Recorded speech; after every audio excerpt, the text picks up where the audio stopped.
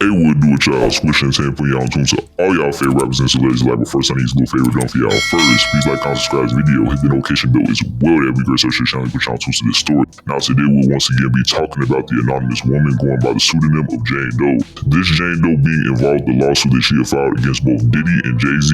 This lawsuit was filed on the date of October 20th in the year 2024, which would have this Jane Doe alleging that she was raped at the age of 13 by the music mogul Diddy. She claimed that this act of sexual assault had taken place in the year 2000 at a VMA's after party in the month of September that year. However, this lawsuit was later withdrawn and will end up being refiled on the day of December 8th the same year. Jane Doe and her refiling will not only name Diddy once again, but will add Jay-Z to the equation, claim they had both performed acts of sexual assault on her at a 2000 VMA's after party. Many inconsistencies end up being found in this lawsuit. For one, Jane Doe's father did an interview in which he had claimed that he doesn't have a recollection of picking up his daughter late at night and driving a long way.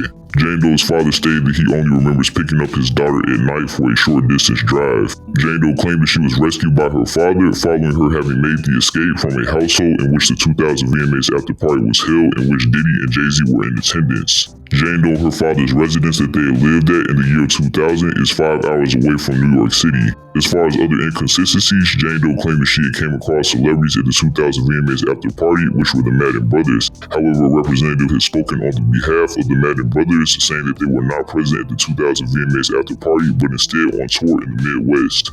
In addition, photos would show that both Jay-Z and Diddy were not present at a 2000 VMA's event or a 2000 VMA's after party on the date of September 7th. By March, Jane Doe had made the decision to withdraw her lawsuit. Jane Doe was also approached by two private investigators at her household who represent Jay-Z.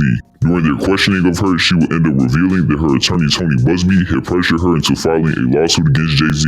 She had also agreed to being told by Tony Buzbee to run with a story against both Jay-Z and Diddy in order to leverage a maximum payday. The conversation between Jay-Z's private investigators and Jane Doe could be heard on an audio recording. However, after the lawsuit against both Jay-Z and Diddy had been withdrawn, Tony Buzbee would speak publicly, saying that the audio recording was edited. Jane Doe's attorney Tony Buzbee had come forward to make the claim that Jay-Z's representatives had pressured Jane Doe into making the statements that she did in the audio recording. Jane Doe, despite having withdrawn her lawsuit, had made the decision to stand firmly on her stance that she was sexually assaulted by the music mogul Diddy and the rapper Jay-Z in the year 2000. Jay-Z in the same month of March will file a lawsuit directed towards both Jane Doe and Tony Buzbee, accusing them of defamation. Jane Doe recently had filed a lawsuit to have Jay-Z's lawsuit directed towards both her and Tony Buzbee dismissed. Jane Doe had filed legal documents yesterday on Tuesday in her home state, Alabama. Jane Doe, her new legal documents, had asserted that Jay-Z cannot sue her because the claims that she had made were put in court documents. She also had brought up that the statements and claims that she had made during her NBC interview were also provided in her court documents as well.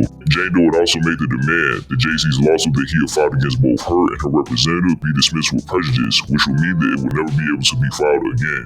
Jane Doe's attorney Tony Buzbee had also filed a motion to have Jay-Z's lawsuit that he had filed against both his client and himself dismissed. Both Jane Doe and Tony Buzbee in their lawsuit filings had made similar arguments, which is that they had striked a deal and Jay-Z had reneged. Jay-Z's camp had given an effort to dismiss this claim, mainly made by Tony Buzbee. So despite Jane Doe's lawsuit against Jay-Z being dismissed, they are still unsurprisingly involved with legal battles. Jay-Z clearly wants his accusers to face punishment for having accused him of such horrendous crimes. But yeah, that's cool. Cap us being what y'all think in the comments. What do y'all think of Jay-Z having made the decision to sue both Jane Doe and Tony Buzbee for defamation of his character? Do you all think that Jane Doe should be exempt from any consequences in suing Jay-Z because she had made her statements in court documents? Let all that be known in the comments, y'all. That's gonna do it. I'm out.